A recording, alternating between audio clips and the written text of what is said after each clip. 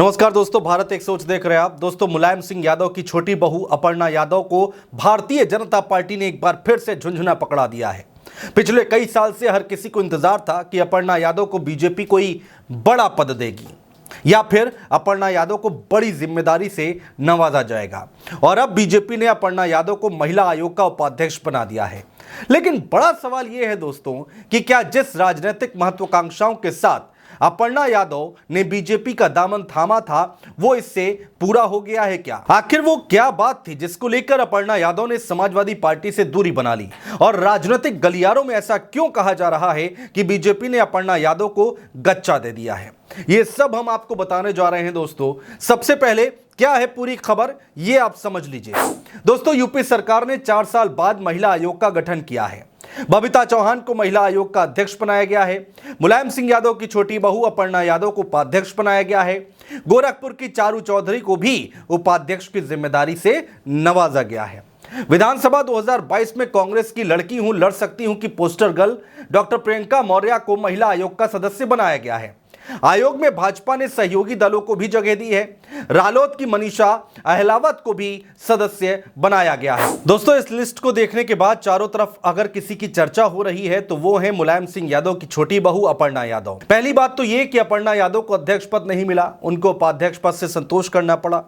दूसरा सवाल यह है कि क्या उपाध्यक्ष पद देकर बीजेपी ने अपर्णा यादव को झुंझुना पकड़ाया है? क्योंकि दोस्तों, अपर्णा यादव की बीजेपी में आने के बाद चुनाव दर चुनाव बीतते चले गए, लेकिन बीजेपी ने अपर्णा को टिकट नहीं दिया। और अब जब यूपी में उपचुनाव सिर पर हैं तो कहा यह जा रहा था कि शायद बीजेपी इस उपचुनाव में अपर्णा यादव को मैदान में उतार दे।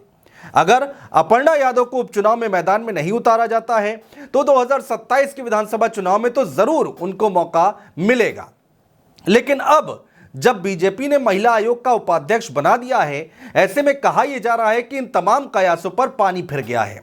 यानी अपर्णा यादव के चुनाव में उतरने की उम्मीदों पर पानी फिर गया है। अब अपर्णा यादव को सिर्फ और सिर्फ उपाध्यक्ष पद से ही संतोष करना पड़ेगा। दोस्तों, आखिर अपर्णा यादव ने समाजवादी पार्टी छोड़कर बीजेपी का दामन क्यों थामा था? क्या वजह थी सपा से दूर जाने की, जबकि अपर्णा यादव परिवार की सदस्य भी हैं? इन तमाम सवालों को समझने की कोशिश करते हैं। दोस्तों, तारीख थी 19 जनवरी 2022। इसी तारीख को बीजेपी की ओर से दिल्ली में एक प्रेस कॉन्फ्रेंस बुलाई जाती है जिसमें भारतीय जनता पार्टी से केशव प्रसाद मौर्य, स्वतंत्र देव सिंह जो कि उस वक्त यूपी में बीजेपी के अध्यक्ष थे, और अनिल बलूनी मौजूद थे।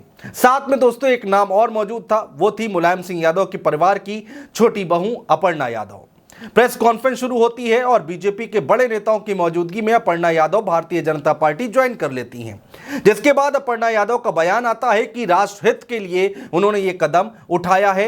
वो बयान भी जरा सा। मुझे लगता है कि राष्ट्र का धर्म मेरे लिए सबसे ज़्यादा ज़रूरी है और मैं बस यही बोलना चाहती हूँ कि अब मैं राष्ट्र की आराधना करने निकली हूँ, इसलिए आप सभी लोगों का सहयोग भी बहुत अनिवार्य है। सुना दोस्तों आपने, बीजेपी की तारीफ करती दिखाई दे रही अपर्णा यादव।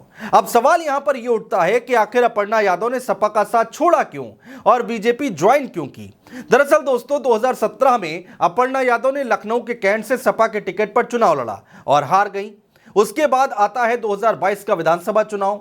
अपर्णा यादव एक बार फिर से कैंट सीट से ही चुनाव लड़ना चाहती थी, लेकिन अखिलेश यादव ने उन्हें यह कहकर मना कर दिया कि वो परिवार से किसी को भी टिकट नहीं देंगे। इसके बाद अपर्णा यादव की नाराजगी बढ़ गई और उन्होंने बीजेपी का दामन थाम लिया। यानी दोस्तों, अपर्णा यादव चुनाव लड़ना चाहती थी, इसलिए वो भारतीय जनता पार्टी के साथ गई। ये बात तो यहां तक समझ में आ गई। अब सवाल ये उठता है कि 2022 से लेकर 2024 आ गया, इस बीच छोटे बड़े कई चुनाव निकले, लेकिन क्या भारतीय जनता पार्टी में रहकर अपर्णा यादव की वो ख्वाहिश पूरी हो पाई जिसको लेकर वो बीजेपी में गई थी? ना बीजेपी ने किसी चुनाव में टिकट दिया और ना पार्टी में कोई बड़ी जिम्मेदारी दी 2024 तक। अब जो खबर आई है उसके मुताबिक उपाध्यक्ष बना दिया गया है उनको महिला आयोग का। अपर्णा यादव के बीजेपी में शामिल होने के बाद अटकलें तेज होने लगी थी दोस्तों कि बीजेपी उन्हें लखनऊ कैंट से विधानसभा चुनाव लड़ाएगी। अपर्णा भी लड़ना चाहती थी, ये सबको पता है, लेकिन बीजेपी ने उन्हें गच्चा दे दिया। इसके बाद दोस्तों चर्चाएं शुरू हो गई कि बीजेपी उन्हें एमएलसी बनाएगी, लेकिन यहां पर भी अपर्णा यादव को मायूसी हाथ लगी। उसके बाद दोस्तों मेयर चुनाव हुआ। मेयर चुनाव में लखनऊ की सीट महिला रिजर्व हुई। तब भी कहा गया कि अपर्णा यादव बीजेपी के टिकट पर मेयर की उम्मीदवार हो सकती हैं। खबरें हैं कि अपर्णा यादव ने टिकट के लिए कोशिश भी खूब की थी, लेकिन इस बार भी बीजेपी ने उनकी तरफ नहीं देखा। इसके बाद दोस्तों 2024 का लोकसभा चुनाव आता है।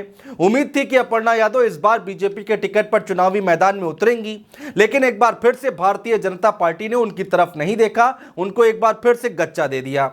अब दोस्तों कहा यह जा रहा था कि उपचुनाव में उन पर भरोसा जताया जाएगा या फिर 2027 के विधानसभा चुनाव में तो जरूर मौका दिया जाएगा, लेकिन अब बीजेपी ने महिला आयोग का उपाध्यक्ष बनाकर एक तरह से साइडलाइन कर दिया है और आगे आने वाले वक्त के लिए संकेत और संदेश भी दे दिए हैं। यानी दोस्तों अपर्णा यादव को बीजेपी अब चुनाव लड़ाएगी, इसकी उम्मीद ना के बराबर ही समझिए।